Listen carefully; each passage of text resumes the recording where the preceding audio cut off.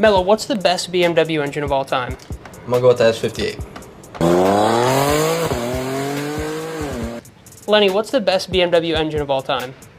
I had to go with the S54. Shrev, what's the best BMW engine of all time?